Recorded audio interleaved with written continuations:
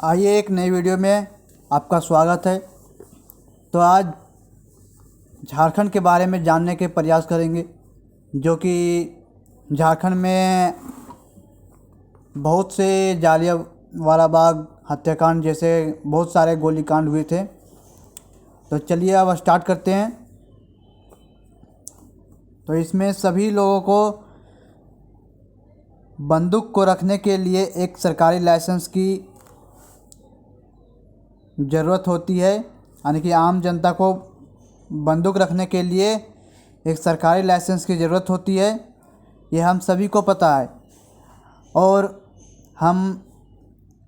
हमें यह भी जानते हैं कि किसी को भी तीर धनुष रखने के लिए किसी भी प्रकार की लाइसेंस की ज़रूरत नहीं है। लेकिन जब भारत आज़ाद हुआ था तो यह भारत का पहला राज्य झारखंड था जहां पर तीर धनुष रखने के लिए लाइसेंस की ज़रूरत होती थी। और बिना लाइसेंस के अपने घर में तीर धनुष रखना सरकार से अनुमति नहीं थी। लेकिन यह बात हम सभी लोगों और सरकार को भी पता था कि तीर धनुष रखने का केवल जनजाति के लिए ही नहीं बल्कि सामाजिक और सांस्कृतिक के लिए भी महत्वपूर्ण है। फिर भी तीर धनुष रखने के लिए बैन कर दिया गया। क्या आप सोच सकते हैं कि एक भारतीय सैनिक गंगाराम कांड या जो 1965 में भारत पाकिस्तान युद्ध में भाग लेकर अपने पराक्रम के लिए राष्ट्रपति के द्वारा पुरस्कृत किया गया, उसे 1982 में राइफलों के नोक से पुलिस द्वारा भोंक भोंक कर मार दिया गया, बस इसलिए कि उन्होंने झारखंडियों के लिए आवाज़ उठाई थी। यही नहीं, एक और भारतीय सेना का जवान बिदरनाग वीर झारखंडियों के लिए आवाज़ उठाया था। तो इसलिए पुलिस द्वारा जीप के पीछे बांधकर उसे भी घसीटा गया और बिदरनाग पानी पानी चिल्लाते रहे, लेकिन कोई उन्हें बचा नहीं सका और उन्हें भी इसके लिए अपना शहादत देनी पड़ी। और देश को आज़ाद हुए अभी 3.5 महीने ही हुए थे कि 1 जनवरी 1948 को झारखंड में खरसावां गोलीकांड हुआ और इसे झारखंड का जालियांवाला बाग हत्याकांड के नाम से भी जाना जाता है। इसमें हज़ारों लोगों ने अपनी शहादत दी और इस कांड में ही साधु चरण बिरुआ को भी एक गोली लगा, जो कि उनके शरीर में 54 साल 7 महीने और 12 दिन तक रही। इसके बाद गोली निकाला गया था और यह एक अविश्वसनीय घटना है, लेकिन यह सच है।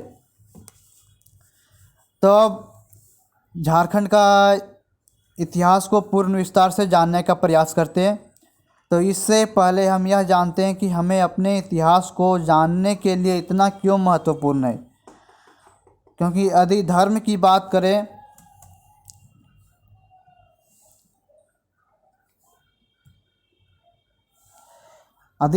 बात करें तो हिंदुओं से राम का और मुस्लिमों से पैगंबर का, ईसाई से ईसा मसीह का, बौद्ध से बुद्ध का, जैनियों से पारसनाथ या महावीर का, सिखों से गुरु नानक का। अगर इन सब का इतिहास छुपा दिया जाए तो अपने इतिहास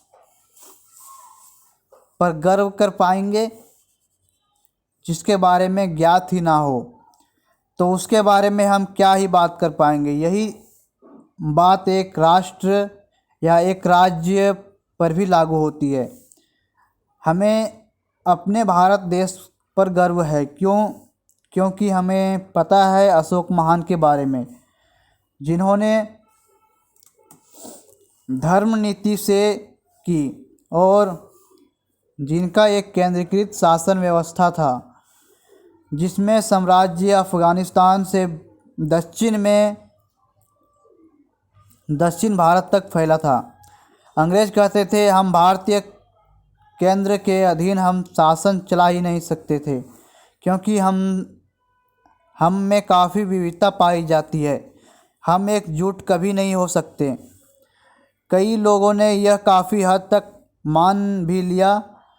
आप लोगों में से अधिकांश मैकाले का यह कथन सुना ही होगा, जो कि स्क्रीन में देखने को मिला है। इसमें बोला गया है कि किसी को भी अगर गुलाम करना है तो उसे मानसिक रूप से कर दो, और उन्हें मानसिक रूप से गुलाम करने के लिए उन पर अपना शिक्षा व्यवस्था थोप दो, जिसके तहत हमेशा ये बताया जाता था कि श्रेष्ठ वह है जो पश्चिम है और पूर्व है जो कि पश्चिम से ही सीख सकता है। यानी भारतीयों का कोई अपना कोई वजूद नहीं है। इसलिए किसी भी क्षेत्र में, चाहे वह साहित्य हो, चाहे वह विज्ञान हो, चाहे वह खगोलीय विज्ञान हो, चाहे वह वास्तुकला हो, हमेशा अंग्रेज़ों ने अपने को श्रेष्ठ और भारतीय या पूर्व को हमेशा अपने से नीच दिखाने का प्रयास करना चाहा, ताकि वे यहाँ यानी भारत में बेहतर तरीके से शासन कर पाए। लेकिन कहा जाता है कि समय बीतता गया और 1837 में जेम्स प्रिंसिस ने अशोक की ब्रह्मलिपि को पढ़ा। धीरे धीरे चाणक्य का अर्थशास्त्र की पांडुलिपि खोज हुई और इसका अंग्रेजी रूपांतरण हुआ। जब इसका अंग्रेजी रूपांतरण हुआ तो पश्चात जगत में एक प्रकार से हड़कंप सा मच गया और उन लोगों ने ये सोचना शुरू कर दिया, या उन लोगों ये सोचने लगे कि हम जिसे अशिक्षित समझते थे उनके पास भी इतने पांडुलिपि है या साहित्य मौजूद था, और यह भी हजारों साल पहले। धीरे धीरे वेद, पुराण, उपन्यास ग्रंथों का अनुवाद हुआ, गीता का अनुवाद हुआ।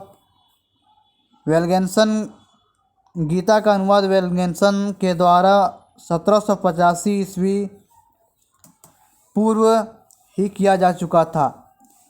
इससे हम भारतीयों को यह तो एहसास हो गया कि हम अंग्रेज़ों से किसी भी क्षेत्र में कम नहीं थे। कुल मिलाकर इतना समझना था कि हमें अपने देश और राज्य के इतिहास से परिचित होना बहुत ज़रूरी है, क्योंकि इससे हमें अपना आत्मसम्मान और आत्मविश्वास बढ़ता है।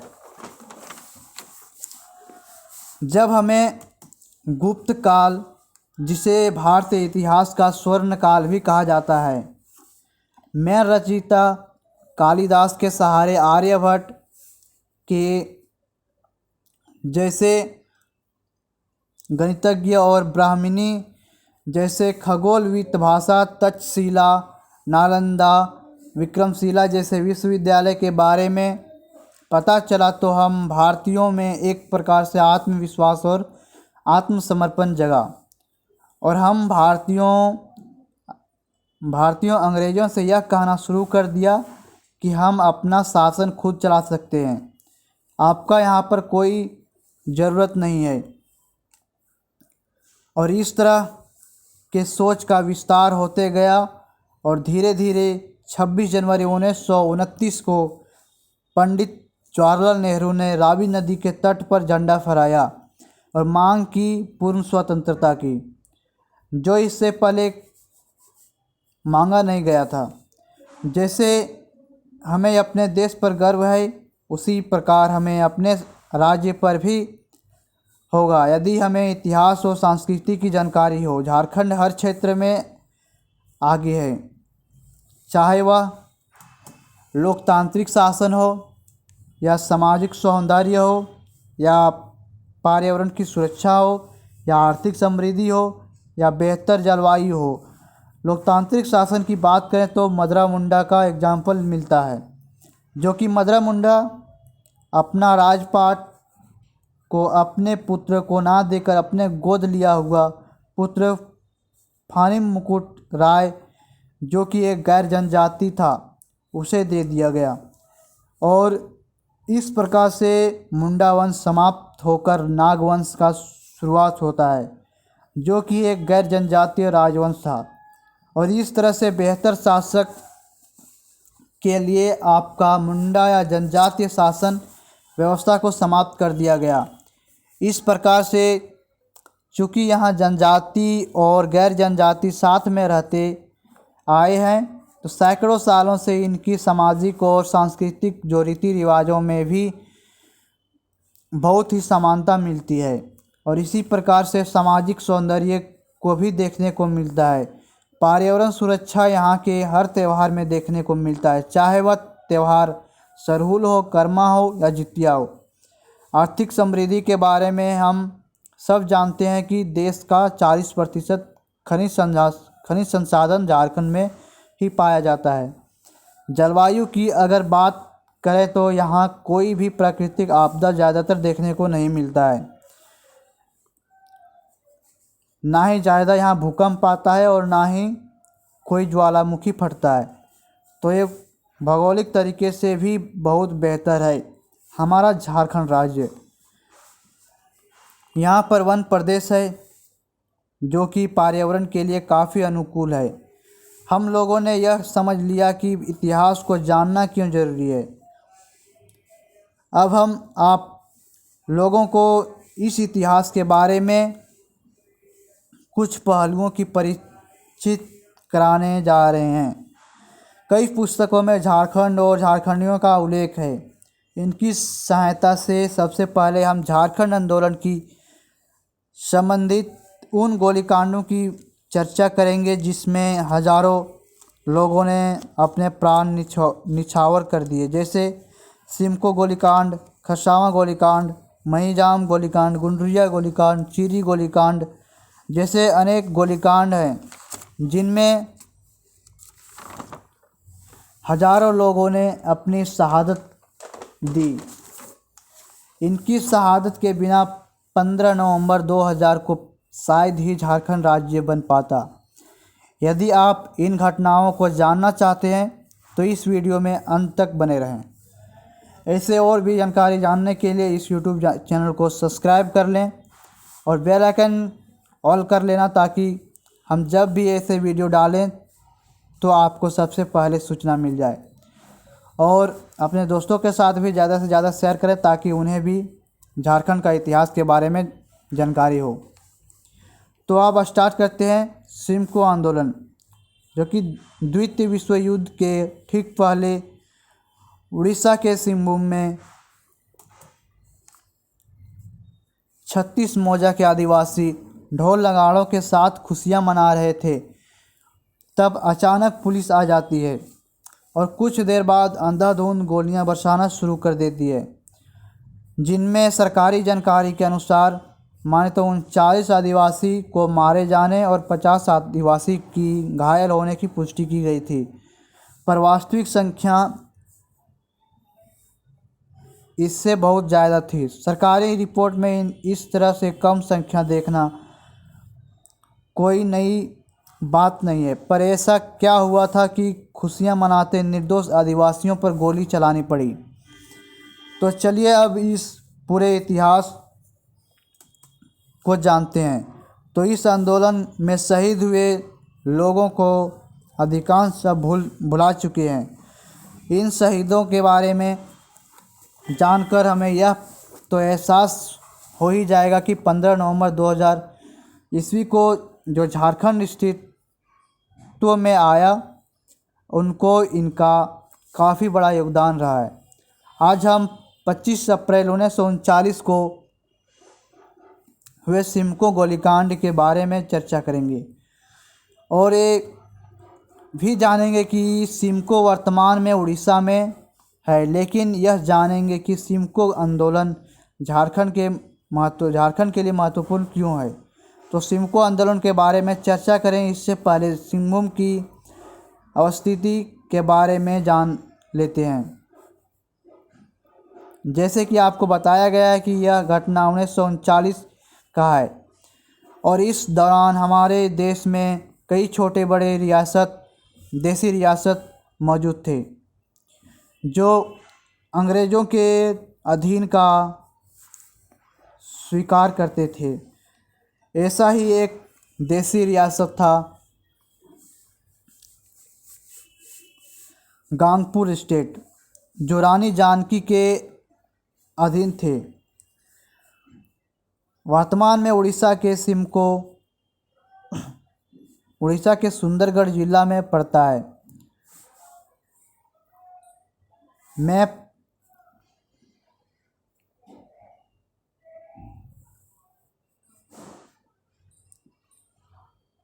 में देख पा रहे होंगे, जो कि इस मैप से पहले आया था, उस मैप में देख सकते हैं। इसकी स्थिति को समझने के बाद अब हम लोग आंदोलन की पृष्ठभूमि को समझने का प्रयास करते हैं। तो इनकी पृष्ठभूमि को समझने के लिए हम लोगों को सन 1936 में जाना पड़ेगा। तारीख था 1 अप्रैल 1936 और इस दिन बिहार का बंटवारा कर उड़ीसा नामक एक नए राज्य का गठन किया गया और सिमको का विभाजन के बाद उड़ीसा के अंतर्गत ही रखा गया। अभी तक सिमको के आदिवासी किसी तरह का विरोध नहीं कर रहे थे। विरोध तो प्रारंभ होता है मालगुजारी को बढ़ाने के बाद। तो जैसा कि नया राज्य का गठन हुआ तो इंद्र विलास मुखर्जी के नेतृत्व में भूमि बंदोबस्ती का कार्य भी संपन्न हुआ। नई बंदोबस्ती के बाद मालगुजारी अथवा टैक्स को कई गुना बढ़ा दिया गया। दरअसल यह पूरा इलाका अर्थात सिंहभूम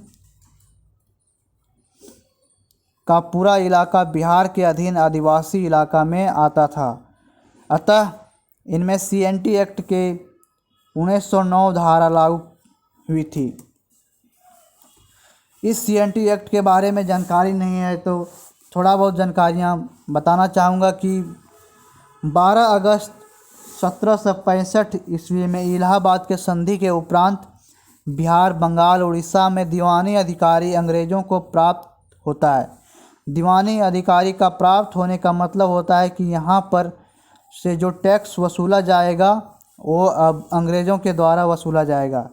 जैसे यह अधिकार अंग्रेज़ों को प्राप्त होता है, ये टैक्स का जो दर होता है उसको बढ़ाते जाता है और आदिवासी की प्रारंभिक भूमि को छीनने का भी प्रयास करते हैं। न केवल अंग्रेज़ बाहरी व्यक्ति जिसे आदिवासी दिक्कू के रूप में संबोधित करते थे, वे भी उनके ज़मीन को और परंपरागत ज़मीन को भी छीनने का प्रयास कर रहे थे और इसी के खिलाफ यहाँ आदिवासी एकजुट होते हैं और उग्र विद्रोह भी करते हैं, जिसमें बिरसा मुंडा का आंदोलन सबसे महत्वपूर्ण माना जाता है। कहा जाता है कि बिरसा मुंडा ने जो शहादत दिया 1900 में, उसी का परिणाम हुआ है एक्ट 1908 लागू होना। CNT एक्ट 1908 जब लागू होता है तो आदिवासियों को उनकी ज़मीन से कई प्रधान अधिकार दिए गए और परंपरागत भूमि बची रहे। इसके लिए भी प्रयास किया गया। चूँकि भूमि को ही लेकर विद्रोह होता था, तो हम चाहते थे कि यह इस तरह का और कोई विद्रोह ना हो और इसलिए CNT एक्ट धारा लागू की गई थी। छोटा नागपुर में ये इतना महत्वपूर्ण है कि वर्तमान में झारखंड में भी ये अभी भी लागू है तथा इस तरह से जब उड़ीसा में सिंधु क्षेत्र चला गया, CNT एक्ट के द्वारा मिलने वाला लाभ थे उसे सिंधु के आदिवासी वंचित हो गए और विद्रोह का प्रारंभ यहीं से होता है। जब आदिवासियों को अचानक टैक्स बढ़ा दिया गया तो आदिवासी ने निर्मल मुंडा के नेतृत्व में विद्रोह करने का मन बनाया। विद्रोह उग्र होने का और एक कारण था कि उस साल अकाल का पड़ना और दोहरी मार झेल रहे थे। एक तो मालगुजारी बढ़ा दिया गया और दूसरा उसी साल अकाल भी आ गया। आदिवासी से जो अधिकांश किसान थे और इसलिए वे आदिवासी किसान चाहते थे सीएनटी एक्ट के तहत ये जो अधिकार मिल रहे थे उन्हें पुनः बहाल किया जाए और बढ़ा हुआ टैक्स वापस लिया जाए। इन मांगों को लेकर 36 मौजा के आदिवासी एकजुट हो रहे थे और इस प्रकार निर्मल मुंडा के नेतृत्व में एक टीम बन गया जिसमें जयपाल सिंह मुंडा जैसे प्रमुख आदिवासी नेता भी शामिल हुए। इन लोगों ने वायसराय तक अपना विरोध जताया। उस समय तत्कालीन वायसराय लॉर्ड लिलिंथगो थे। वायसराय को वर्तमान में राष्ट्रपति के समक्ष में समझ सकते हैं, जो ब्रिटिश सरकार के भारत में रोज प्रतिनिधि के तौर पर कार्य करते थे। इस बात से कानपुर राजघराना काफ़ी नाराज थे। इसी बीच आदिवासी को वायसराय की पोस्ट के द्वारा खबर भेजी गई कि उनकी मांगों को कानपुर घराने के द्वारा मान लिया गया। ये एक बहुत बड़ा जीत था। इसी घोषणा और यह भी कहा गया कि इसकी घोषणा स्वयं रानी करेगी। इस खबर से आदिवासियों को खुशी के लहर पड़ी और 25 अप्रैल 1939 को सिंहभूम में एक वही 36 मौजा के लोग जो विरोध के लिए एकीकृत हुए थे वही खुशी मनाने के लिए ढोल नगाड़ों के साथ निर्मल मुंडा के घर के सामने एकीकृत हुए। पर नियति को कुछ और ही मंजूर था। स्थिति अचानक बदल गई।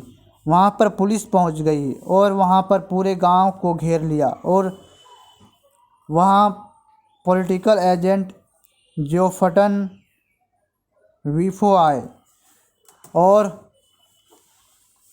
निर्मल मुंडा को खोजने लगे क्योंकि वही इस विद्रोह करने का करता थे।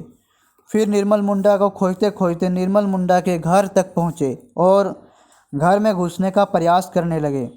इसी बीच उनका सिर निर्मल मुंडा के घर से टकरा गया और उन्हें चोट लगी और टोपी गिर गई। इससे विफो गुस्से से लाल हो गया और उन्होंने तुरंत फायरिंग का आदेश दे दिया और लगातार फायरिंग होती रही। आधिकारिक तौर पर तो 39 आदिवासियों को मारे जाने का और 50 आदिवासियों के घायल होने का पुष्टि की गई, पर नॉन ऑफिशियल डाटा के अनुसार स्क्रीन पर दिखाई पड़ रहा है उसमें 49 लोगों को शहीद माना गया है, जिसमें 42 तो वहीं तुरंत शहीद हो गए और 4 जेल में शहीद हुए और 3 को गोली जंगल में भागने के दौरान मारा गया। और इस प्रकार 100 लोगों घायल में भी पुष्टि की गई, लेकिन ये जो डाटा है वो नॉन ऑफिशियल है। इस बात का खुलासा नहीं हो सका कि ये उन्होंने गुस्से के कारण फायरिंग का आदेश दिया था या फिर फायरिंग पूर्व नियोजित था। फायरिंग के बाद शवों को वाहन में लादकर वीर मित्रपुर के जूना भट्टा में डालने का प्रयास किया गया, लेकिन जब वहां के प्रबंधक ने इजाज़त नहीं दी तो बाद में ब्रह्ममारा में इसे गाड़ दे दिया गया। और इस तरह से आप देख सकते हैं कि अंग्रेज़ों ने कितना बड़ा अत्याचार आदिवासियों के ऊपर किया था। अब हम लोग देखते हैं कि विद्रोह का क्या परिणाम हुआ। तो जब ये गोलीकांड संपन्न हो गया तो उसके बाद जब गांधी जी की कलकत्ता के दौरे में थे तो उन्हें धनंजय जी ने इस घटना के बारे में विस्तार से बताया, जिससे गांधी जी अधिक हैरान हो गए और जवाहरलाल नेहरू और लक्ष्मी नारायण मित्रा ने सिंहभूम का दौरा करना चाहते थे और उन्हें पुलिस द्वारा रोक दिया गया। निर्मल मुंडा की गिरफ्तारी कर इस विद्रोह को दबा दिया गया और उसके ऊपर राजद्रोह का आरोप लगा दिया गया और आजीवन कारावास की सज़ा सुनाई गई।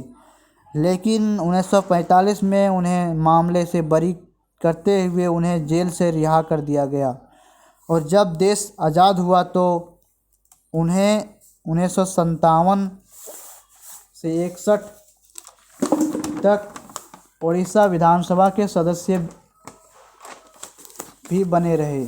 वे झारखंड पार्टी से विधायक भी चुने गए थे और इस प्रकार 1972 को ही इंदिरा गांधी के द्वारा उन्हें स्वतंत्रता सेनानी के रूप में उन्हें सम्मानित भी किया गया। निर्मल मुंडा अपने जीवन काल में डायरी लिखा करते थे और इस डायरी में उन्होंने कई रोचक घटनाओं की उल्लेख किया है, जिसमें एक घटना जयपाल सिंह मुंडा और गांगपुर की रानी से संबंधित थे। उन्होंने इस डायरी में जिक्र किया है कि गांगपुर की रानी वायसराय से मिलने के लिए गई थी, तो जिस समय रानी को समय दिया गया वायसराय से मिलने के लिए, उसी समय में ही जयपाल सिंह मुंडा को भी समय दिया गया था, अर्थात दोनों को ही एक ही समय दिया गया था। यहाँ यह बताया गया कि रानी जयपाल सिंह मुंडा को पहचानती नहीं थी। वायसराय से जब रानी बात कर रही थी तो तब वायसराय को रानी कहती है कि जब तक जयपाल सिंह मुंडा को जेल नहीं भेजा जाएगा, गांगपुर का आंदोलन समाप्त नहीं होगा। उन्हें यह पता नहीं था कि उनके बगल में जो बैठा है वह जयपाल सिंह मुंडा ही है। और इस प्रकार रानी के बोलने के बाद वायसराय उनसे कहते हैं कि सामने बैठे हैं जयपाल सिंह मुंडा, अगर पकड़ने की ताकत है तो पकड़ लीजिए। इसके बाद रानी को काफ़ी लज्जित होना पड़ा था। इसी प्रकार का एक और रोचक घटना वो अपने डायरी में करते हैं। वह बताते हैं कि रानी जयपाल सिंह मुंडा की पत्नी को पैसा भेजा करती थी और आग्रह करती थी कि वे अपने पति यानी जयपाल सिंह मुंडा को आंदोलन से अलग रखें, परंतु उनका ये प्रयास भी बेकार रहा। एक और घटना का उल्लेख यहाँ पर करें तो कहा जाता है कि निर्मल मुंडा वायसराय को पत्र लिखती थी तो डाक से ही राजघराने के द्वारा गायब करा दिया जाता था। इसलिए निर्मल सिंह मुंडा कई बार रांची आकर पोस्ट करते थे। इस प्रकार से परेशान किया जाता था आदिवासियों को, चाहे वह राजघराना हो या अंग्रेज के द्वारा हो। इस तरह से इतना बड़ा गोलीकांड इतिहास में दर्ज नहीं हो पाया, जिसमें ऑफिशियल की बात करें तो 39 लोगों के शहीद होने का यहाँ पर चर्चा किया गया है और इसे स्वीकारा गया है कि इस गोलीकांड में 39 लोगों शहीद हुए थे। फिर भी इतिहास में इसको वह जगह नहीं मिला जो उसको मिलना था और इस प्रकार निर्मल मुंडा के बहू एस डांग ने स्वेच्छा से 1994 से 95 में 1.5 एकड़ ज़मीन स्मारक बनाने के लिए दान में दिया गया और आज यहाँ स्मारक बना हुआ है, जिसमें 25 अप्रैल को सिमको में हज़ारों लोग जुटते हैं और अपने नायक को याद करते हैं और इस दिन यहाँ पर मेला का भी आयोजन किया जाता है। इस बात पर विवाद है कि गोलीकांड का स्वतंत्रता आंदोलन से जोड़ा जाए या किसान आंदोलन से जोड़ा जाए या झारखंड आंदोलन से जोड़ा जाए, परंतु आपको अधिकांश लोगों को पता हो कि 1939 में आदिवासी महासभा का गठबंधन हो चुका था, जिसका उद्देश्य आदिवासियों को जुल्म के खिलाफ लड़ने के लिए तैयार किया जा रहा था।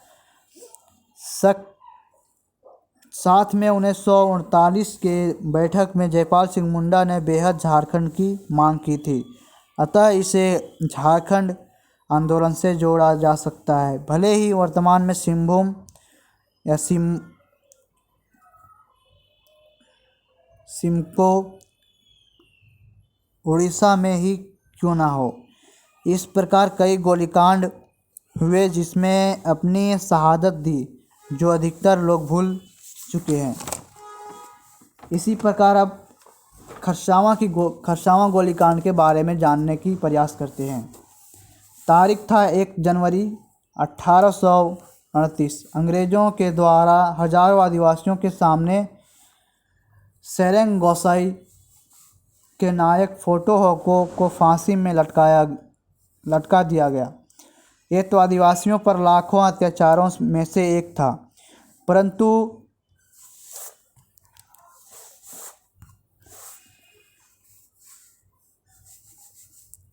इस घटना के ठीक वर्ष बाद 1 जनवरी 1948 को, जब देश को आज़ाद हुए 3.5 महीने ही हुए थे, झारखंड के खरसावां में 50,000 आदिवासियों के भीड़ पर उड़ीसा मिलिट्री पुलिस ने स्टीन गन से अंधाधुंध फायरिंग की।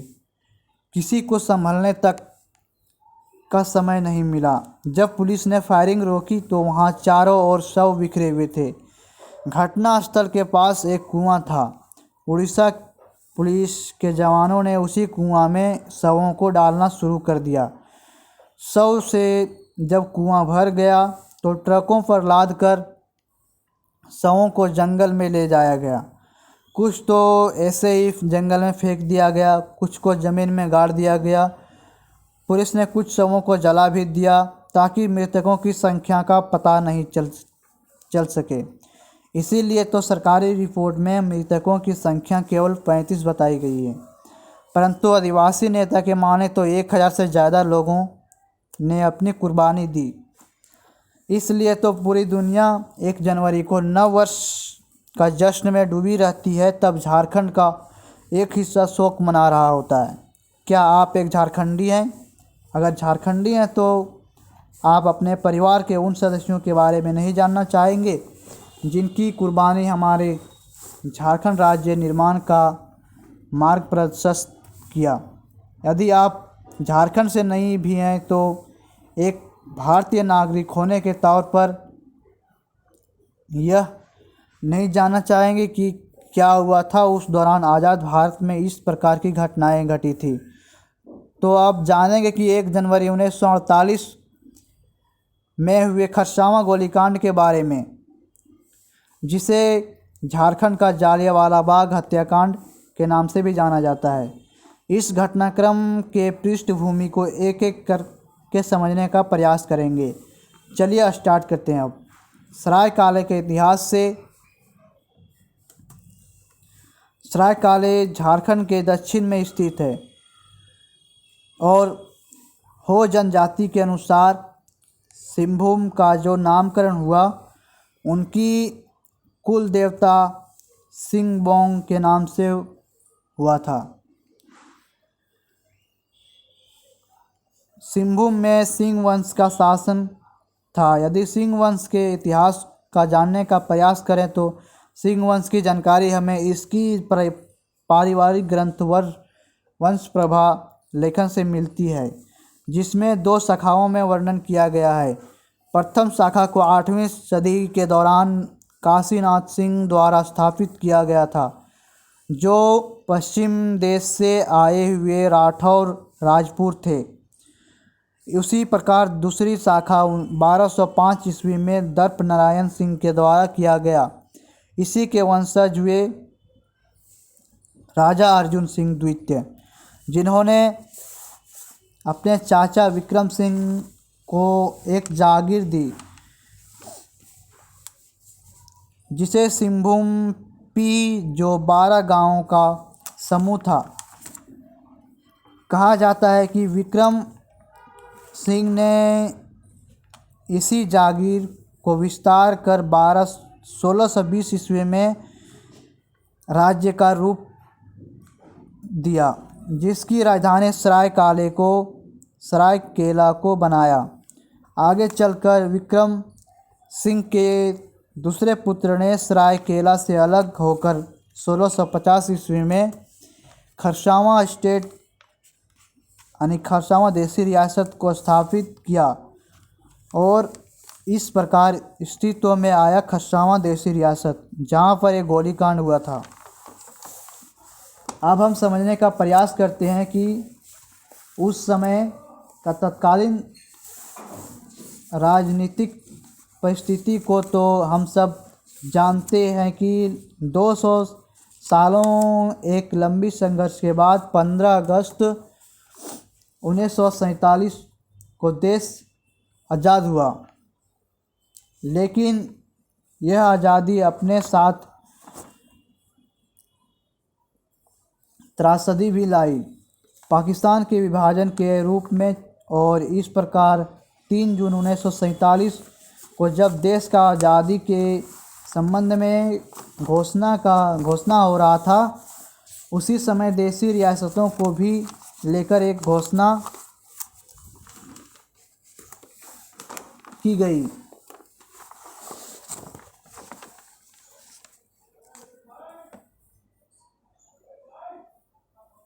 जिसमें कहा गया कि देशी रियासतों को यदि वह चाहे तो भारत में मिल जाए, यदि वह चाहे तो पाकिस्तान के साथ मिल जाए, और यदि वह चाहे तो स्वतंत्र भी रह जाए।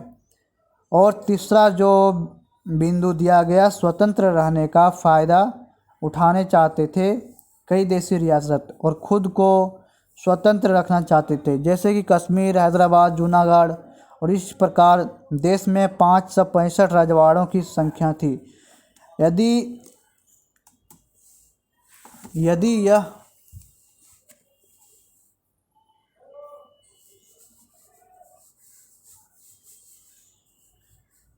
यह सभी स्वतंत्र होना चाहते थे तो देश तो खलित होकर रह जाता। और इसलिए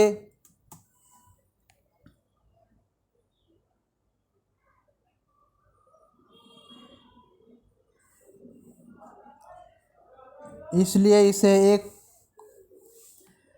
एकजुट करना काफ़ी चुनौती भरा काम था, जिसे सरकार वल्लभ भाई पटेल, बीपी मेननजय से भारतीय महान नेता के नेतृत्व में एकजुट किया जा रहा था। देशी रियासतों की संख्या काफ़ी अधिक होने के कारण इसे 3 वर्गों में बांटा गया। वर्ग ए में बड़ी रियासत को रखा गया, जैसे कश्मीर, हैदराबाद और जूनागढ़ हो। बी में मध्यम वर्ग को रखा गया और सी में छोटे छोटे वर्ग के रियासतों को रखा गया था। इसी सी ग्रुप के अंतर्गत आता था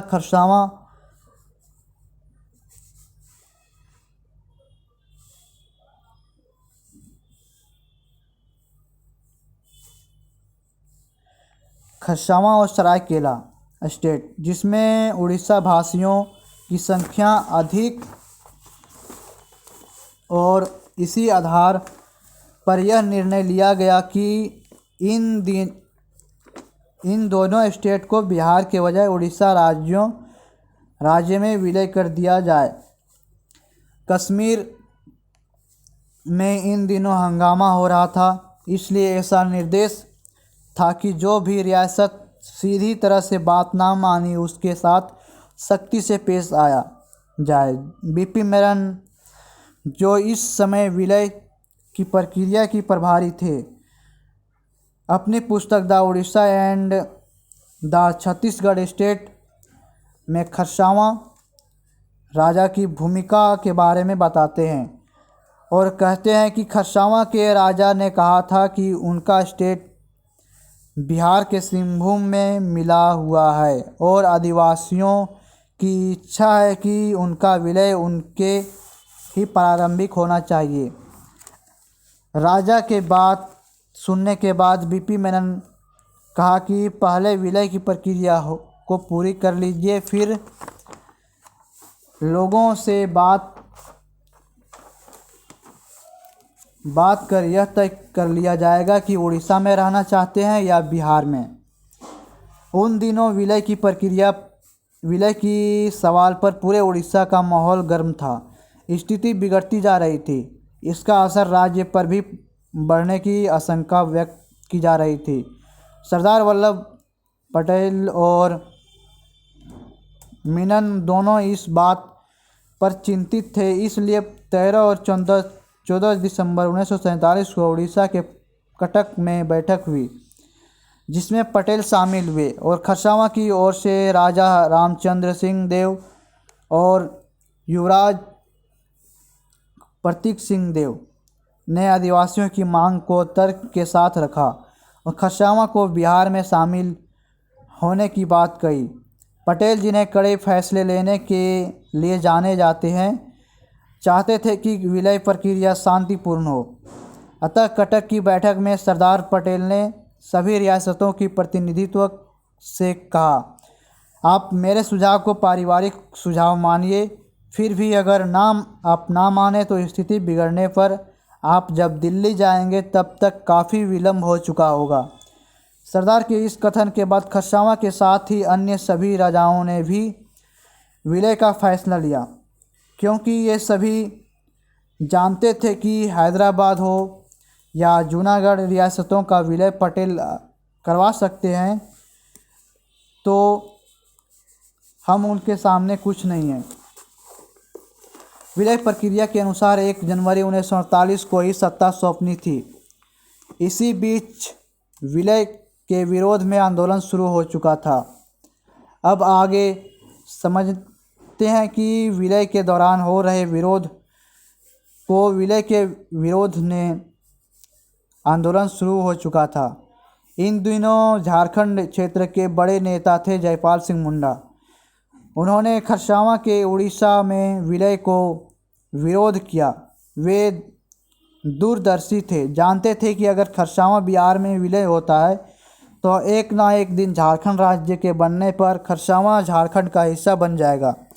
अगर ऐसा नहीं हुआ, खरसावां उड़ीसा में विलय हो जाएगा, तो फिर से झारखंड राज्य में शामिल करना खरसावां को मुश्किल हो जाएगा।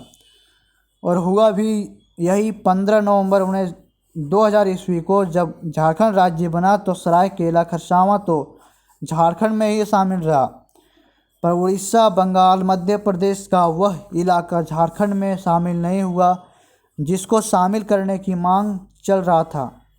सरायकेला खरसावां का भी वही हाल होता जो हाल मयूरगंज, मयूर भवन, क्योरझन, भवन, संबलपुर और सुंदरगढ़ जिलों का हाल हुआ। इन जिलों के आदिवासियों ने भी झारखंड राज्य के लिए काफ़ी संघर्ष किया था, पर जब झारखंड बना तो उसमें इस क्षेत्र को हटा दिया गया। इसका लाभ उड़ीसा के आदिवासियों को भी नहीं मिला, जिन्होंने झारखंड के लिए लड़ाई लड़ी। इससे पहले सिमको गोलीकांड के बारे में बताए हैं।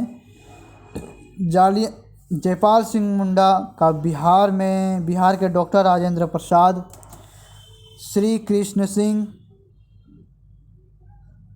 जैसे प्रभावशाली ताकतवर नेता का भी समर्थन प्राप्त था। यही सब सोचकर जयपाल सिंह मुंडा ने भी 1 जनवरी 1948 को होने वाले सत्ता हस्तांतरण का पूरी ताकत के साथ विरोध करने का फैसला किया। जयपाल सिंह के आह्वान पर लगभग 50,000 आदिवासी खरसावां में शामिल हुए। इस सभा में भाग लेने के लिए जमशेदपुर, रांची, सिमडेगा, खुंटी, तमाड़, जयवासा और दूर दराज से आदिवासी अपनी पारिवारिक हथियार के साथ खरसावां पहुंच चुके थे। उस दिन साप्ताहिक हाट भी था। हाट को हम लोग में बाजार को कहते हैं। इस सभा में भाग लेने के लिए इतना उत्साहित थे कि इनका पता इसी बात से चलता है कि 2-3 दिन पहले से ही आंदोलनकारी सामान पीठ में बांधकर अपने गांव से पैदल निकल चुके थे, जैसे कि वो एक तीर्थ यात्रा में निकले हुए हैं। महिलाएं और बुजुर्ग भी पहुंच चुके थे। ये जहां पर ट्रेन की सुविधाएं थी, वहां के लोग ट्रेन से भी आए थे। सभा में आए लोगों को विलय की प्रक्रिया के बारे में नहीं पता था। उन्हें बस इतना मालूम था कि जयपाल बाबू ने खरसावां पहुंचने के लिए कहा है। इसीलिए वहाँ जाना ही है। उस समय जयपाल सिंह मुंडा पूरे राज्य में आदिवासियों के सबसे मजबूत एवं प्रखर नेता हुए करते थे। लोग उन्हें देखने के लिए उत्साहित थे। जब उन्हें यह जानकारी मिली कि जयपाल सिंह आने वाले हैं तो बड़ी संख्या में लोग सिर्फ उन्हें देखने के लिए आ जाते हैं, जैसे कि आजकल भी होता है। जब रैली होती है या बड़े नेता आते हैं तो लोग उसे देखने के लिए भी जाते हैं। तो ठीक उसी प्रकार जयपाल सिंह मुंडा को देखने के लिए जाना चाह रहे थे। उड़ीसा सरकार चौकस थी, किसी भी हाल में सभा नहीं होने देना चाहती थी। उड़ीसा मिलिट्री पुलिस के जवान पूरी खरसावां में फैल चुके थे। खरसावां को पुलिस छावनी में बदल दिया गया था। पुलिस विलय के विरोध में आदिवासी जमा हो चुके थे, पर लोगों की निगाहें जयपाल को खोज रही थी। किसी कारणवश जयपाल सिंह मुंडा वहां नहीं पहुंचे थे।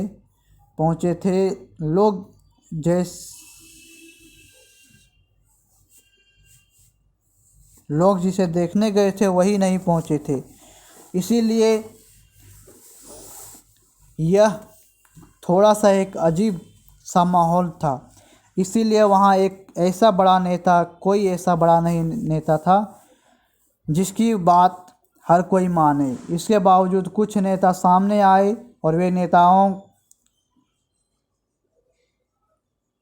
को राजमहल तक गए और राजा को ज्ञापन सौंपा, जिसमें खरसावां स्टेट को उड़ीसा में शामिल नहीं करने की मांग की गई। राजा ने उन दिनों आदिवासियों की बात को ध्यान से सुना और अपनी मजबूरी की बात बता दी। उन्होंने कहा कि उनके हाथ में कुछ नहीं है, सारा कुछ अब उड़ीसा के सरकार को करना है, क्योंकि विलय की प्रक्रिया पूरी हो चुकी है। अब खरसावां स्टेट उड़ीसा सरकार के अधीन है। आदिवासी इस बात को समझ चुके थे, इसलिए वो बगैर हो हंगामा के बिना वह राजमहल से लौट भी आते हैं। आंदोलनकारी फिर से वही हाल अर्थात बाजार में जमा हो चुके थे। उन्होंने सभा की और अपनी बातें रखी। जो भी उनका बात हुआ होगा वह लोगों को बता दिए और कुछ आंदोलनकारी आक्रोशित भी हो गए थे और भीड़ काफ़ी बढ़ चुकी थी। जयपाल सिंह के नहीं आने से लोगों का धैर्य जवाब दे रहा था। उन्हें नियंत्रित करने वाला कोई नहीं था। पुलिस ने पहले ही इस क्षेत्र को कब्जे में ले रखा था। भीड़ और भी आगे बढ़ना चाह रही थी और पुलिस उन्हें रोक रही थी। होता भी यही है कि इसी बीच उड़ीसा मिलिट्री पुलिस और से अचानक फायरिंग शुरू कर की गई। किसी को संभलने तक का मौका नहीं मिल सका और आदिवासियों के पास पारंपरिक हथियार थे, लेकिन उन्हें चलाने का मौका नहीं मिला।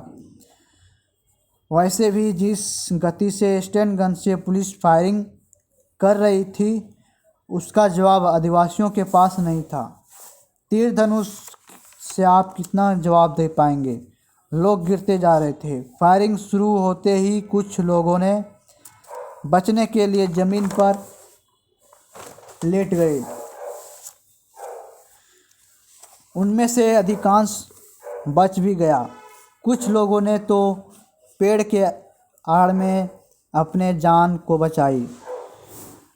जब पुलिस ने फायरिंग रोकी तो चारों ओर शव बिखरी हुई थी। घटनास्थल के पास एक कुआं भी था। उड़ीसा के पुलिस के जवानों ने लाशों को कुएं में डालना शुरू कर दिया। शव से जब कुआं भर गया तो ट्रकों पर लाद कर शवों को जंगल ले जाया गया। कुछ को ऐसे ही फेंक दिया गया और कुछ को ज़मीन में गाड़ दिया गया। पुलिस ने कुछ शवों को जला भी दिया ताकि मृतकों की संख्या का पता ना चल पाए। सबसे खराब स्थिति घायल लोगों की थी। जाड़े का मौसम था। कुछ घायल रात भर ठंड में उसी स्थान पर कहराते रहे, पानी मांगते रहे, भूख प्यास से तड़पते रहे। उस दिन उन्हें इलाज के लिए भी नहीं भेजा गया। बिहार सरकार ने उड़ीसा सरकार को प्रस्ताव भी भेजा कि उन घायलों के इलाज के लिए चिकित्सकों का दल भेजना चाहता है, पर किसी भी उस विचार तक नहीं किया। चाईबासा और जमशेदपुर से चिकित्सक वहां पर गए और वहां के घायलों का इलाज किया। पुलिस की एक गोली दशरथ मांझी को लगी। आप बीती बातों को दशरथ मांझी ने सुनाते हैं कि कैसे वे पेड़ के नीचे लाश की तरह पड़े थे। देखते रहे कि कैसे पुलिस लाशों को उठा ले जा रहे थे। हिम्मत नहीं था कि वह वहाँ से निकलकर भाग जाए। गोली उनकी अतड़ी में लगी थी, चलना संभव नहीं था। बाद में उन्हें घसीटते हुए उन्हें खरसावां थाना ले जाया गया। वहाँ से इलाज के लिए सरायकेला भेजा गया।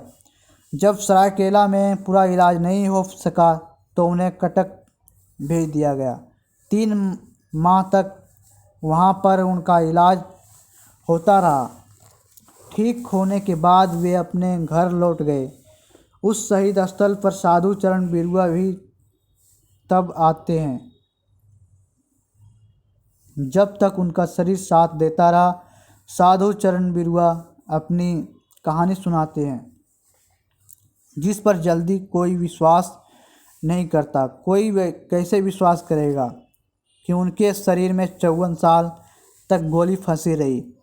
उन्हें इनका पता चला जब वे बुजुर्ग हो गए। 1 जनवरी 1948 को जब खरसावां में पुलिस फायरिंग हुई थी, उस समय एक गोली उनकी हथेली में लगी थी। गोली उनकी हथेली को उड़ाते हुए निकल गया और उनका दाहिना हाथ उसी समय से बेकार हो गया था। दर्द इतना था कि उन्हें पता भी नहीं चला कि उनके बाह में भी एक गोली लगी है।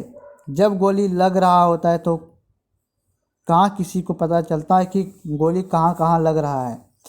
उम्र होने के कारण शरीर दुबला हो गया, मांस कम हो गया, सिर्फ हड्डी रह गई।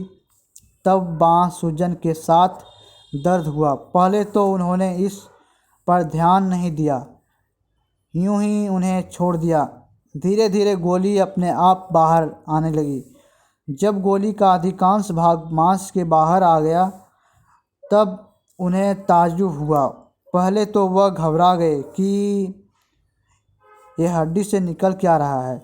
फिर वो अपने बेटे के साथ जमशेदपुर गए, चिकित्सक के पास गए और गोली निकाली।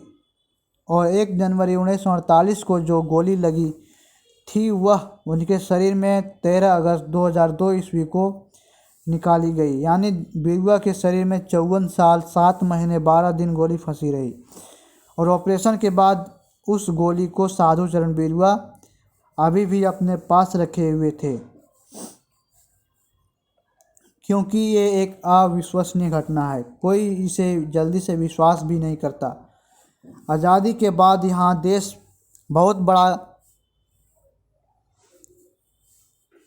का बहुत बड़ा यह घटना था और आज़ादी के बाद पहला गोलीकांड भी था। पूरे देश में इस पर बवाल हुआ। उन दिनों देश की राजनीति पर बिहार के नेता पर पकड़ भी थी। डॉक्टर राजेंद्र प्रसाद आगे चलकर राष्ट्रपति भी बनने वाले थे।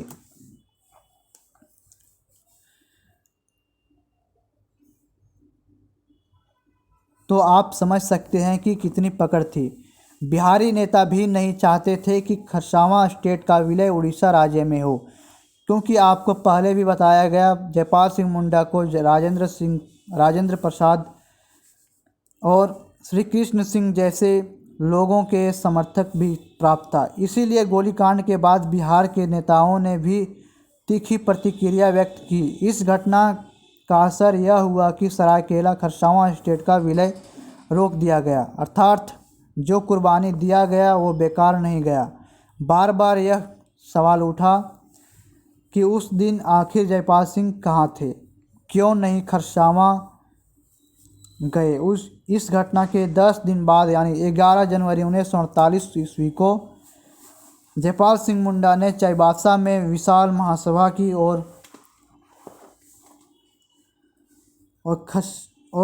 लोगों को घटना की पूरी जानकारी दी। जयपाल सिंह ने खरसावां गोलीकांड में मारे गए लोगों के परिजनों और घायलों के लिए राहत कोष भी उसी दिन बनाया था। जयपाल सिंह ने खरसावां सरायकेला के अलावा सरगुजा हो, जस्तुरगंज हो, उदयपुर हो, कोरिया हो, चांगभकार हो, बोमाई हो या गांगपुर हो या भांगड़ा हो को भी बिहार या निष्पक्ष सरकार में शामिल करने का प्रस्ताव पारित कर दिया गया। शहीदों की संख्या के बारे में बहुत कम दस्तावेजों में देश भर में उपलब्ध है। इनमें से एक पूर्व सांसद और महाराजा पी.के. देव की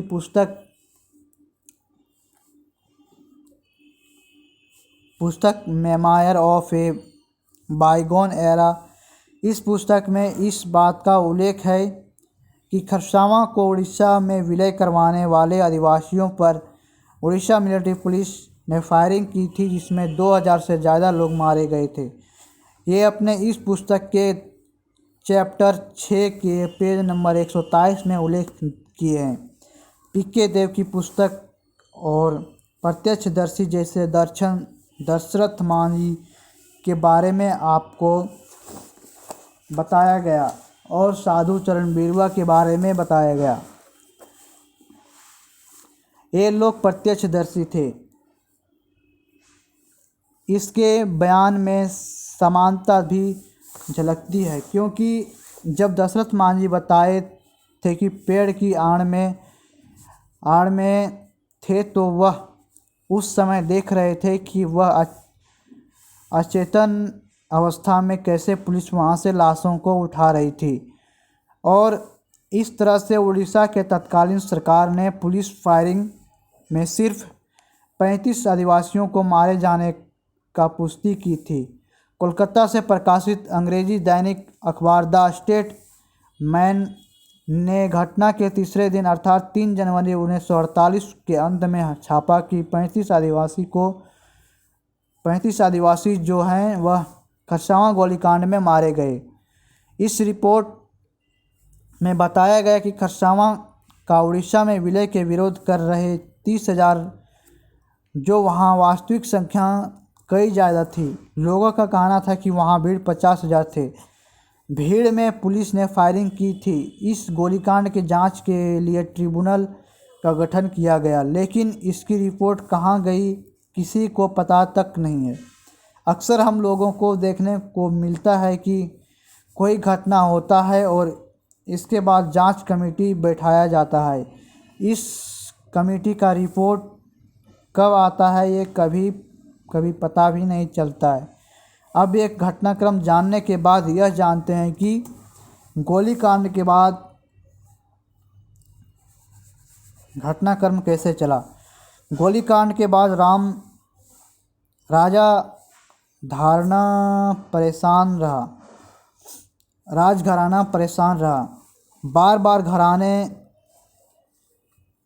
पर यह आरोप लगाया जा रहा था कि यह गोलीकांड राजघराने के इशारे पर हुआ था। यह जानने के लिए घोषणा, संघर्ष और शहादत तक अनुज कुमार सिन्हा राज परिवार से जाकर मिले।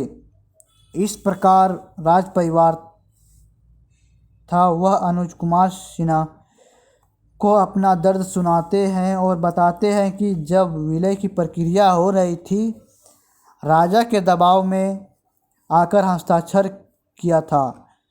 उसके बाद उनके हाथ में कुछ भी नहीं था। वे राजा या युवराज तो सिर्फ नाम के रह गए थे, अधिकार तो कुछ भी नहीं बचा था। बिल्कुल सामान्य नागरिक की तरह धीरे धीरे लोग सच्चाई को जान भी गए। गोलीकांड के बाद खरसावां हाट अर्थात बाज़ार में स्मारक बनाया गया। वहाँ हर साल जनवरी को बड़ी संख्या में लोग आते हैं। झारखंड की राजनीति का एक बड़ा केंद्र भी रहा है। खरसावां शहीद स्थल अर्जुन मुंडा खरसावां में शहीद स्थल का जीर्णोद्धार करवाया। अर्जुन मुंडा उसी समय के नेतृत्व करते हुए झारखंड के मुख्यमंत्री पद तक पहुँचे और इसी प्रकार आसूफ के महासचिव सूर्यश्री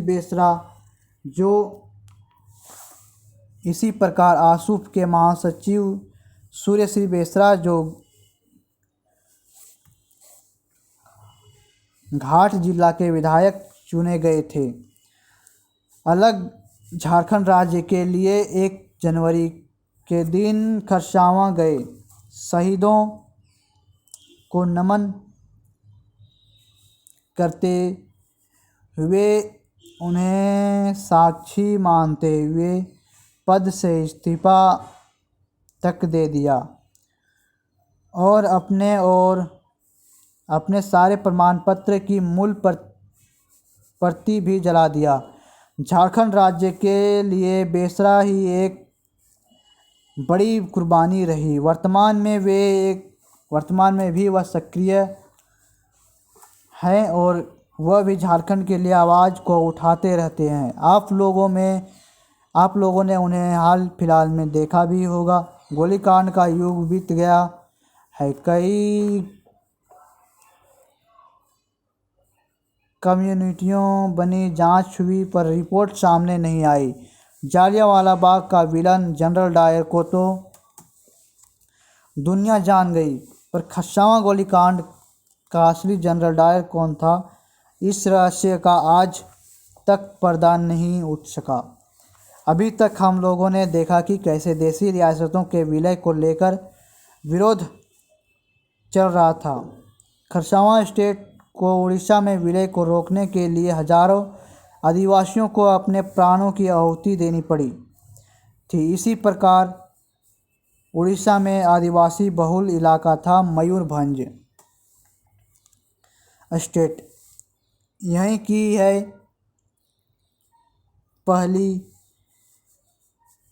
हमारी देश की पहली आदिवासी राष्ट्रपति द्रौपदी मुर्मू।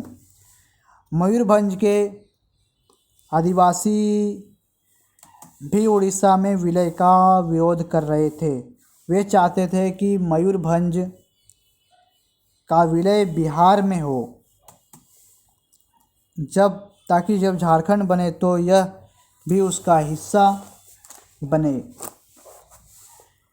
इसके लिए कई आंदोलन हुए। इन आंदोलन को रोकने के लिए पुलिस फायरिंग भी की गई। पी.के. देव की पुस्तक मेमोयर ऑफ ए बाइगोन एज में 300 लोगों के मारे जाने का उल्लेख हुआ है, जिसमें सबसे चर्चित 6 फरवरी 1949 को हुआ गुंडरिया गोलीकांड है। आज उन परिस्थितियों को जानने का प्रयास करेंगे जिसके परिणाम स्वरूप 6 फरवरी 1949 को गुंडरिया गोलीकांड हुआ। जैसा कि आप लोगों को बताया गया, मयूरभंज आदिवासी बहुल इलाका था, तो वर्तमान में उड़ीसा राज्य के अंतर्गत एक जिला है। जैसा कि आप लोगों को पता होगा, खरसावां गोलीकांड के बाद इसका विलय बिहार में कर दिया गया था। इससे मयूरभंज के आदिवासियों को लगा कि हम भी अगर विरोध करें तो मयूरभंज को विलय उड़ीसा के बजाय बिहार हो जाएगा। मयूरभंज में जयपाल सिंह मुंडा की अगुवाई वाला आदिवासी महासभा भी सक्रिय हो गई थी।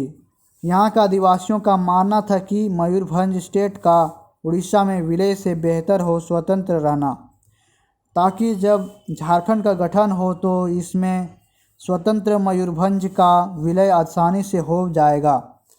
15 अगस्त 1947 को देश की आज़ादी के बाद यह महाराजा प्रताप चंद्र भजन देव के अधिक अधिक अधिक एक स्वतंत्र यूनिट बना और मयूरभंज राज्य विधानसभा का गठन भी किया गया। इस राज्य के प्रधानमंत्री बने शरत चंद्र दास। जब सरदार पटेल को यह खबर मिली तो वह भी 14 दिसंबर 1947 को उड़ीसा के देशी रियासतों के शासकों का बैठक बुलाया। इसकी चर्चा पहले भी कर चुके हैं। पटेल यह बिल्कुल नहीं चाहते थे कि देश टुकड़ों में बिखर जाए, अतः वह सबको एकजुट करने में लगे थे। 14 दिसंबर 1947 को इस बैठक में सभी देशी रियासतों यहाँ तक कि खरसावां के विलय संबंधित हो गया, परंतु मयूरभंज का निर्णय यहाँ नहीं हो पाया।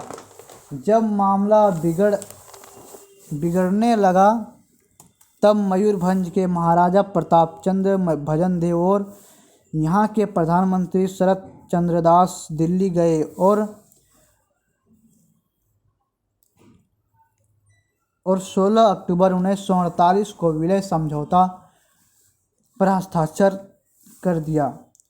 इसका विरोध आदिवासियों ने किया, जो आगे चलकर उग्र रूप धारण कर लिया गया। मयूरभंज में आदिवासी के नेता थे सुनाराम मांझी।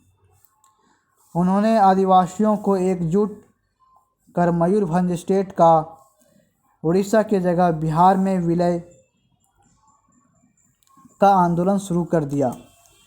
पहले तो सुनाराम मांझी मयूरभंज को स्वतंत्र रखना चाहते थे, परंतु इतने दिनों में उनको यह समझ में आ ही गया कि यह आसान बात नहीं है, अतः यह बिहार में मयूरभंज को विलय करवाना चाहते थे ताकि जब झारखंड राज्य बने तो यह भी इसका एक हिस्सा बने। इसी बीच विलय प्रक्रिया का प्रभारी विपिन मेनन ने घोषणा कर दी कि 2 जनवरी 1949 को मयूरभंज को उड़ीसा में विलय कर दिया जाएगा। सरकार का यह प्रस्ताव आदिवासी को मान्य नहीं था। सुनाराम मांझी और रामचंद्र मांझी ने बावन घाटी और पंचवीर की 15,000 आदिवासियों को एकजुट करना शुरू कर दिया। जयपाल सिंह ने सुनाराम और रामचंद्र मांझी को खुला सहयोग दिया और मयूरभंज स्टेट का बिहार में विलय करने का हो रहे आंदोलन को आगे बढ़ाने के लिए प्रेरित किया। बीपी मेनन की ओर से विलय की अंतिम घोषणा करने के बाद आदिवासी नेता सुनाराम और रामचंद्र मांझी ने बावन घाटी सब डिवीज़न को स्वतंत्र करार देते हुए रायरंगपुर का हेडक्वार्टर बनाने तक की घोषणा कर दी। पारंपरिक हथियार तीर धनुष से लैस आदिवासियों ने कई ग्रुप में बटकर पेड़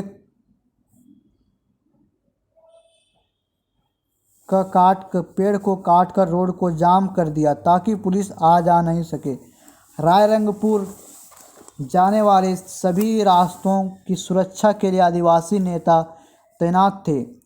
यह आंदोलन फैलता गया और हजारों आदिवासियों ने बरीपड़ा शहरों में प्रदर्शन किया। नारे भी लगाए गए कि मयूरभंज स्टेट को उड़ीसा में नहीं बिहार में विलय करना होगा। यह प्रदर्शन के बाद बरीपड़ा शहर में भय का माहौल बन गया।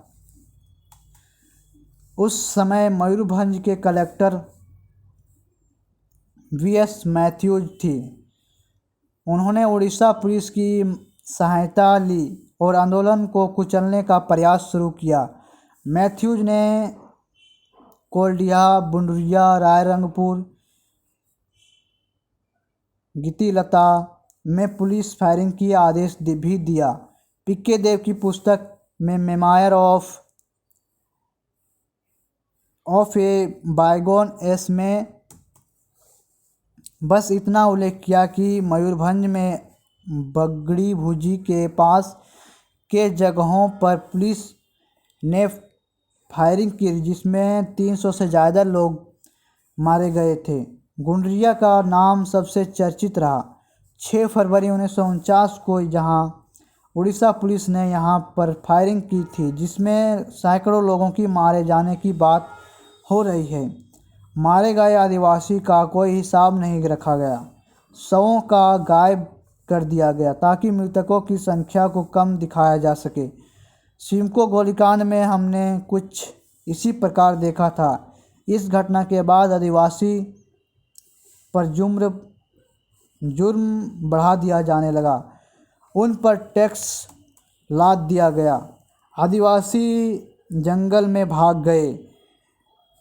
उन पर केस लादकर उन्हें गिरफ्तार किया जाने लगा। मयूरभंज स्टेट को उड़ीसा में विलय हुए कुछ ही दिन हुए थे, इसीलिए केंद्र में हस्तक्षेप किया। महताब को रायरंगपुर का दौरा करना पड़ा।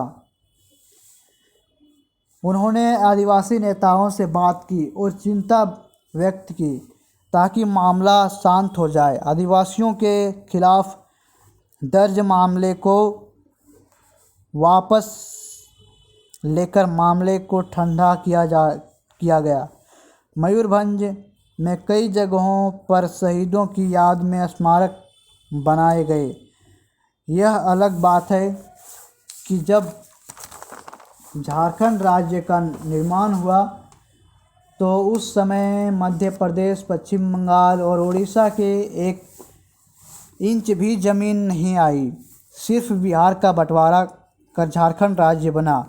पर उड़ीसा, मध्य प्रदेश और पश्चिम बंगाल के उन सैकड़ों शहीदों को झारखंड आज भी याद करता है, जिनकी शहादत के बल पर ही झारखंड राज्य का गठन हुआ।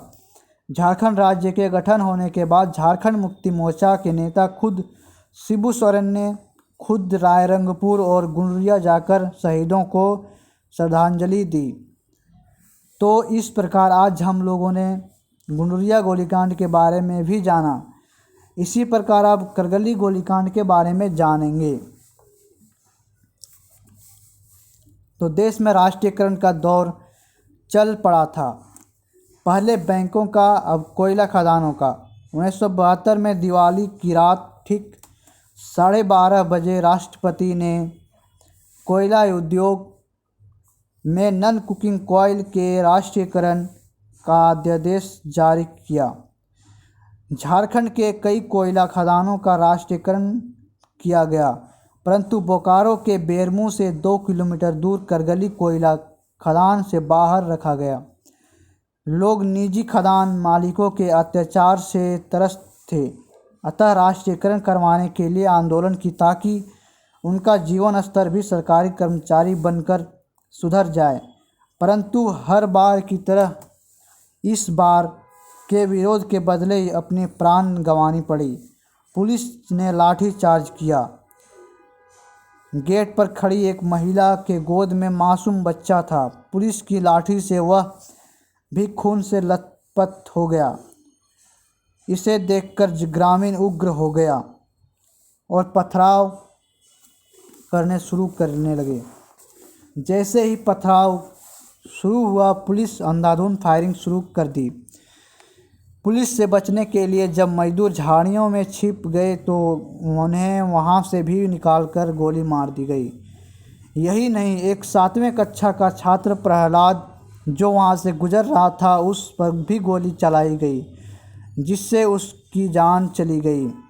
इस प्रकार 17 लोगों की जान चली गई। पुलिस ने हंगामा और ना होश सोचकर शवों को उनके परिवार वालों को भी नहीं सौंपा और अपनी मौजूदगी में ही दाह संस्कार करवाया। तो अब विस्तार से जानते हैं कि करगली गोलीकांड में क्या हुआ था। करगली गोलीकांड जो कि 3 मार्च 1973 को हुआ था, हम सब जानते हैं कि पूरा विश्व और साथ ही हमारा देश स्वच्छ ऊर्जा को बढ़ावा देने के लिए कई कदम उठा रहे हैं, फिर भी हमारे देश का 60% ऊर्जा जीवाश्म ईंधन जैसे कोयला और पेट्रोलियम से ही आता है, जिसमें भी यदि झारखंड की बात करें तो झारखंड का आर्थिक सर्वेक्षण के अनुसार देश का 29% कोयला का भंडार झारखंड में ही है, जो देश में प्रथम स्थान भी रहता है। राज्य की आय का 8.9% हिस्सा खनन क्षेत्र से ही आता है। इन सब तथ्यों से ये तो पता चलता है कि सरकार, राज्य की सरकार हो या जनता हो, इन पर कितना निर्भर रहता है। बात है राष्ट्रीयकरण की। 1969 में इंदिरा गांधी के नेतृत्व में 14 बड़े बैंकों का राष्ट्रीयकरण किया गया। अब बारी थी कोयला खदानों की, जिससे प्रत्यक्ष रूप से प्रभावित होने वाली थी झारखंड की जनता। 1972 में दीपावली की रात ठीक 12:30 बजे तत्कालीन राष्ट्रपति वीवी गिरि ने कोयला उद्योग में नॉन कुकिंग कोयल के राष्ट्रीयकरण का अध्यादेश जारी किया।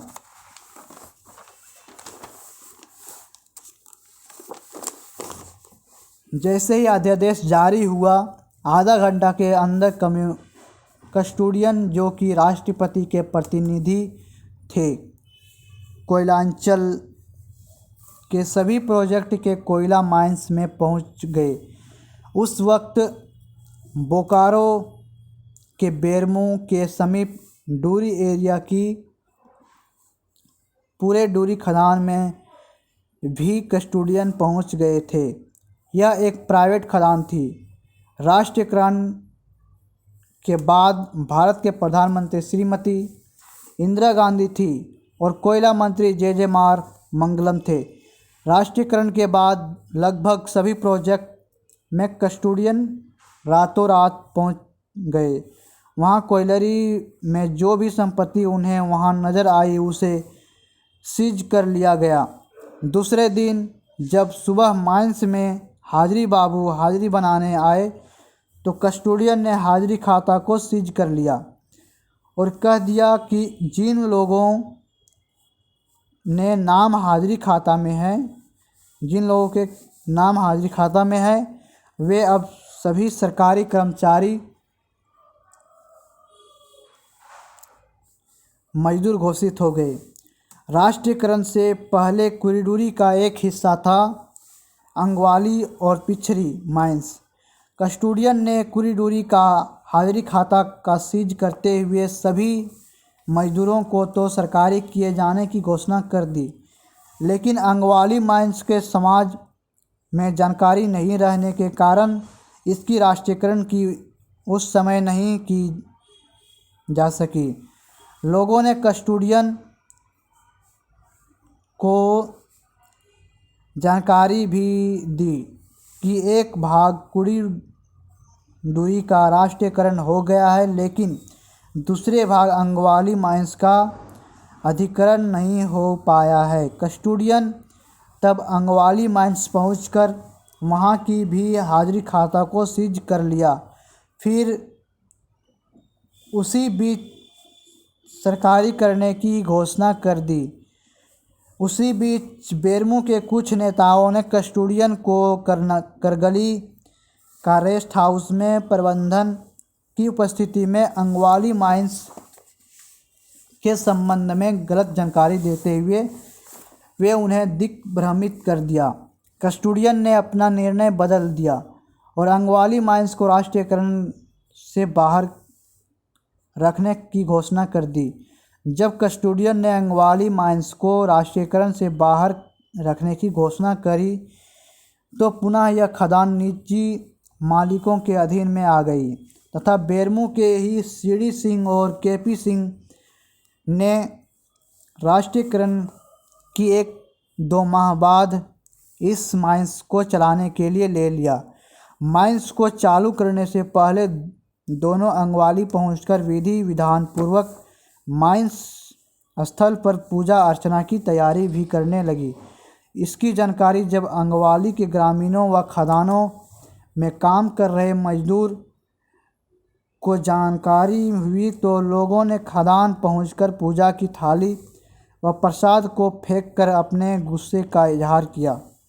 इसके बाद गांव में ही एक बड़ा बैठक हुई जिसमें 50,000 ग्रामीणों ने हिस्सा लिया। ग्रामीणों व अंगवाली के खदान में काम करने वाले मजदूरों ने सर्वसम्मति से निर्णय लिया कि इस खदान का राष्ट्रीयकरण नहीं करने के खिलाफ कस्टोडियन और बोकारो के करगली प्रबंधन का घेराव किया जाएगा। बैठक में लिए निर्णय के तहत अंगवाली गांव के 5 से 7,000 लोगों ने कस्टोडियन और करगली प्रबंधन द्वारा लिए गए निर्णय के खिलाफ करगली मार्च किया गया। इसका नेतृत्व कर रहे थे अंगवाली गांव के जानकी मिश्रा, मोहम्मद इकरामुद्दीन, बानेश्वर मिश्रा, दामोदर भगत, कन्हैया सिंह सहित कई लोगों ने किया। भीड़ ने करगली प्रबंधक कार्यालय पहुंचकर प्रबंधन के खिलाफ नारे लगाए। इसके बारे में प्रबंधन ने ग्रामीणों की ओर से जानकी मिश्रा को करगली गेस्ट हाउस में वार्ता के लिए बुलाया। धोखे से पुलिस ने श्री मिश्रा को गिरफ्तार कर लिया तथा जीप में बैठाकर बेरमू थाना ले जाने लगा। इसके जानकारी जब करगली गेस्ट हाउस के बाहर खड़े ग्रामीणों को हुई तो उन्होंने प्रबंधक के इस कार्रवाई का विरोध करते हुए हंगामा शुरू किए। पुलिस ने लाठी चार्ज कर दिया। गेट पर खड़ी तेतरी कामी नामक एक महिला के गोद में एक मासूम बच्चा था। पुलिस के लाठी से वह खून से लथपथ हो गया। इसके बाद ही ग्रामीणों उत्तेजित हो गए और पुलिस पर पत्थर फेंकना शुरू कर दिया। अब तक मामला बिगड़ चुका था। ग्रामीणों के द्वारा पथराव शुरू हो गए थे। इससे पुलिस इंस्पेक्टर ने ग्रामीणों पर अंधाधुंध फायरिंग शुरू कर दी। अंगवाली गांव के ग्रामीण करगली गेट में चना बादाम और खुमचा बेचने वाले कई लोगों को गोली लगी। रामविलास उच्च विद्यालय के कई छात्र और रास्ते में गुजर रहे थे लोगों को भी नहीं छोड़ा गया, उन्हें भी गोली मारी गई। पुलिस इतनी अनियंत्रित थी कि इसका अंदाज़ा इस बात से लगाया जा सकता है कि 7वीं कक्षा के एक छात्र प्रहलाद को भी उसने गोली मार दी। वह स्कूल से घर लौट रहा था। पुलिस से बचने के लिए जब 2 मजदूर झाड़ियों में छिप गए तो वहां से उन्हें निकालकर गोली मार दी गई। मारे गए मजदूर के शव के उनके परिवार वालों को भी सौंपा नहीं गया और पुलिस ने अपनी मौजूदगी में ही दाह संस्कार किया ताकि हंगामा ना हो। पूर्वाह्न 11 बजे से दोपहर 1 बजे तक गोली चलती रही। चारों ओर अफरा तफरी मच गई। इस पुलिस फायरिंग अंगवाली के निवासी वासुदेव नायक, रोशन रजवा, गौतम महतो, छोटन नायक, कसमार निवासी सावित्री देवी के पति रामविलास के उच्च विद्यालय के छात्र प्रहलाद सहित 17 लोगों की मौत हो गई। हालांकि प्रशासन ने केवल 7 लोगों की मरने की आधिकारिक पुष्टि की। घटना के बाद आनन फानन में मोहम्मद इकरामुद्दीन कुर्बानी भागे तथा वहां इंटक नेता रामाधार उर्फ मालिक बाबू को फायरिंग की जानकारी दी। उन्होंने प्रबंधक और प्रशासन से वार्ता कर फायरिंग की रोकवाई। जब गोली चल रही थी उस दौरान बिहार के औरंगाबाद स्थित टोंकसी के रहने वाले करगली शिव मंदिर के पुजारी के अनुसार पुलिस द्वारा चलाई गई एक गोली मंदिर में भी लगी थी। करगली में 50-60 वर्षों से बनारस मिर्ज़ापुर निवासी कड़ेदीन साव चना सत्तू और भुंजा बेचते हैं। उस दिन वे भी घटनास्थल पर मौजूद थे। उनके अनुसार जब फायरिंग शुरू हुई तो उन्होंने तुरंत दुकान बंद कर बगल के क्वार्टर में छिपकर अपनी जान बचाई थी। वे उस दृश्य को आज भी याद करते हैं जब एक स्कूली छात्र प्रहलाद की खोपड़ी को पुलिस ने उड़ा दिया था। पुलिस अंधाधुंध गोली चला रही थी जो करगली रेलवे फाटक से सटी एक पीपल के पेड़ पर भी एक गोली लगी थी। इस घटना के बाद पुलिस ने जानकी मिश्रा को अभियुक्त बनाया पर 80 के दशक तक केस चला।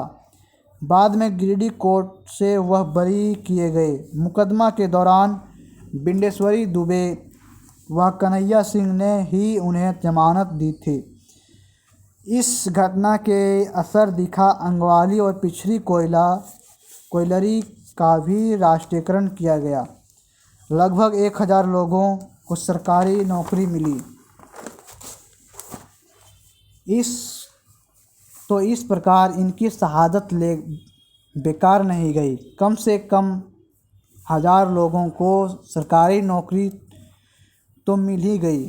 तो इस प्रकार हमने झारखंड के कई गोलीकांडों की तरह इस गोलीकांड में शहीद हुए लोगों को अधिकांश लोगों ने हम में से भुला दिया है। तो इसके बारे में भी जानकारी मिली। तो इसी तरह के वीडियो पाने के लिए इस YouTube चैनल को सब्सक्राइब करके बेल आइकन को ज़रूर दबा दें ताकि ऐसे आने वाले वीडियो आपको तुरंत से तुरंत मिल जाए। और अपने दोस्तों के साथ भी ज़्यादा से ज़्यादा शेयर करें ताकि उन्हें भी झारखंड के इन गोलीकांडों के बारे में जानकारी हो। तो चलिए मिलते हैं फिर से नेक्स्ट वीडियो में। तब तक के लिए बाय। जय हिंद, वंदे मातरम।